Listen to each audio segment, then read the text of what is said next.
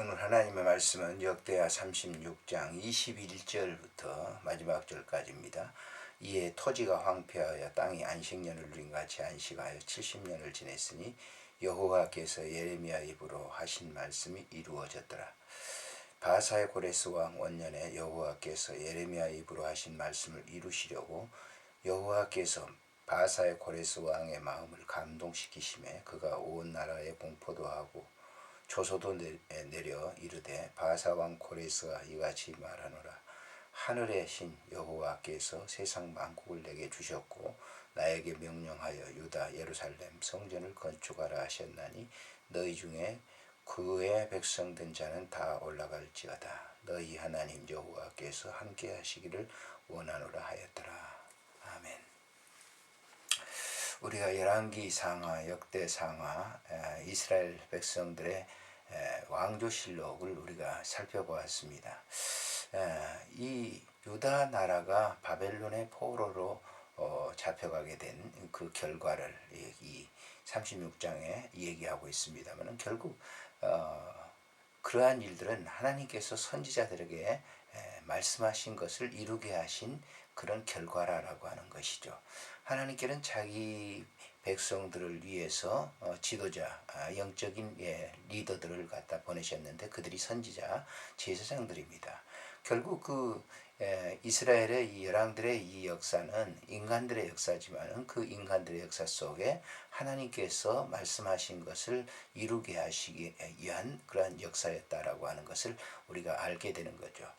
우리가 열왕기 역대하를 이렇게 마무리 결론 부분에서 이스라엘 백성들이 시디기야가 눈이 뽑혀서 이제 바벨론에 포로 잡혀가서 생활을 하게 되고 거기에서 이제 70년이 이루는 그 이후에 바벨론에서 귀환을 하게 되는데 포로 석방을 하게 되는데 그것은 자기들의 노력과 의지가 아니라 하나님께서 예레미야에게 하신 그 말씀을 응하게 하시기 위한 방편이었다라고 하는 사실을 우리가 여기서 생각해야 됩니다. 그래서 21절에 얘기합니다. 이에 토지가 황폐하여 땅이 안식년을 누린 같이 안식하여 70년을 지냈으니 여호와께서 예레미야 입으로 하신 말씀이 이루어지니라.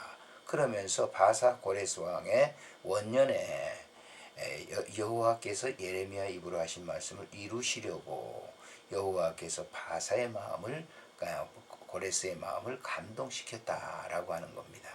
그러니까 사실 이 바사의 왕 고레스의 마음을 감동시킨 것은 유다 백성들이 무슨 어떤 일을 해서 그 왕이 동한 것이 아니라 하나님께서 고레스의 마음을 감동시켰다라고 하는 겁니다. 그 감동을 받은 고레스가 칙령을 내려서 바사국에 있는 모든 유다 백성들을 본국으로 돌아가도록 그렇게 하셨다라고 하는 거죠.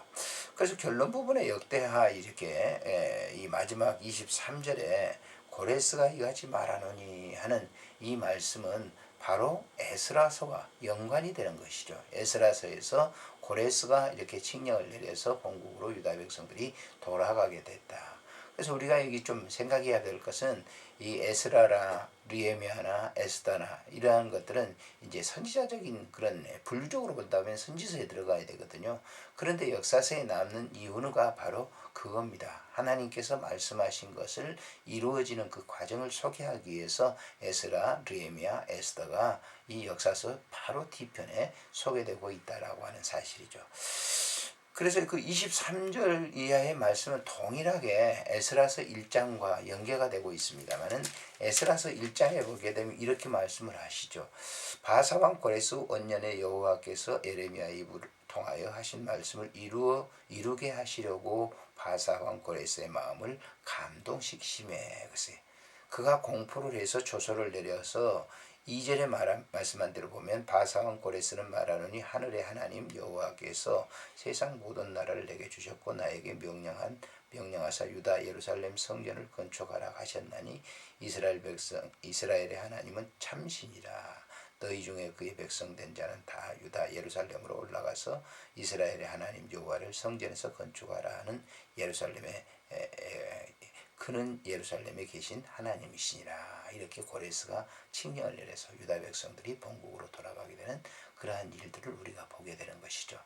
하나님께서 세우신 종들을 통해서 말씀하신 것은 바로 시대 역사 속에서 이루어진다라고 하는, 세월 속에서 이루어진다라고 하는 것을, 세계 시간사 속에서 이루어진다라고 하는 사실을 우리에게 보여주고 있는 것입니다.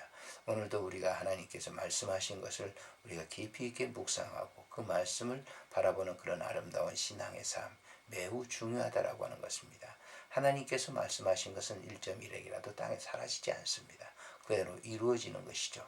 그래서 오늘도 항상 우리가 주의 말씀을 이렇게 보면서 그 말씀을 이루어지는 그 과정을 우리가 세계 속에서 바라보는 것, 그 하나님의 사역을 바라보는 것과 같은 것입니다.